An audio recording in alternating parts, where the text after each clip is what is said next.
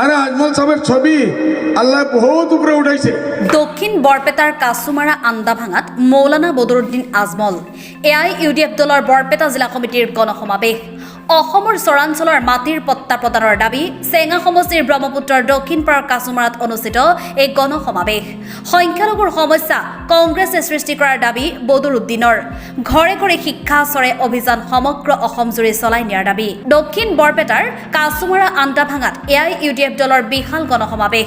AIUDF দলৰ প্ৰধান সাংসদ মৌলানা বদৰুদ্দিন আজমল মুখ্য অতিথি হিচাপে উপস্থিত থকা গণসমাৱেশত সাংসদ আজমলে নিজৰ বক্তব্যত AIUDF দলৰ জন্মৰ অন্যতম কাৰণ চৰৰ মাটিৰ পট্টা প্ৰদান বুলি কৈ চৰৰ মানুহৰ ভূমি অধিকাৰ প্ৰদান নকৰালৈকে দলে সৰ্বশক্তি প্ৰয়োগ কৰিব বুলি দোহাৰে।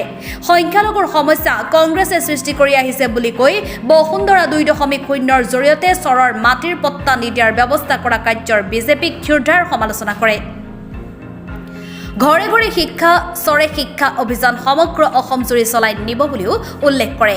কেৱল ৰাজনীতিৰ বাবে কোনো ঠাইত নাযায় বুলি কৈ কাছুমাৰাত আজমল ফাউণ্ডেশ্যনৰ কলেজ স্থাপন কৰিব বুলি ঘোষণা কৰে।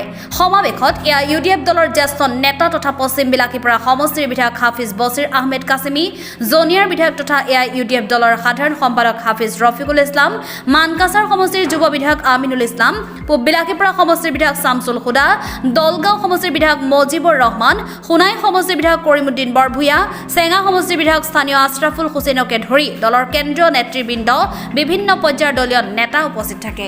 মহোদয় শক্তিশালী ব্যক্তি, ৰাজ্যখনৰ মুখ্যমন্ত্ৰী, তাৰপিছত দেশখনৰ এজন প্ৰভাৱশালী ব্যক্তি, আজিৰ তাৰিখত ভাৰতবৰ্ষৰ চৰ্চিত আৰু শক্তিশালী ব্যক্তিসকলৰ ভিতৰত মুখ্যমন্ত্ৰী।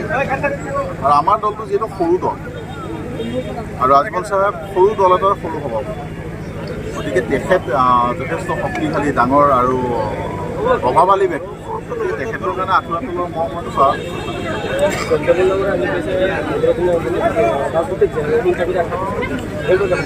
ৰাজনৈতিক সন্ত্ৰাসবাদী বদৰুদ্দিন আজমল চাহেব নহয়।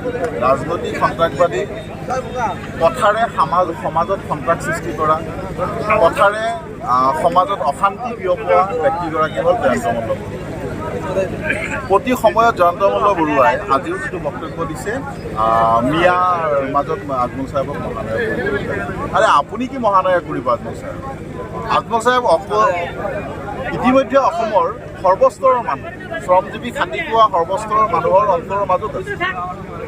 তেখেত আজি আপোনাৰ নিচিনা হঠাৎ ৰাজনীতিত অহা নাই। তেখেতৰ ফেমিলি, তেখেত বহু বছৰ আগৰ পৰাই এই সমাজখনৰ কাৰণে কাম কৰি আছে, শ্ৰমজীৱী মানুহৰ কাৰণে কাম কৰি আছে, খাটি খোৱা মানুহৰ কাৰণে কাম কৰি আছে।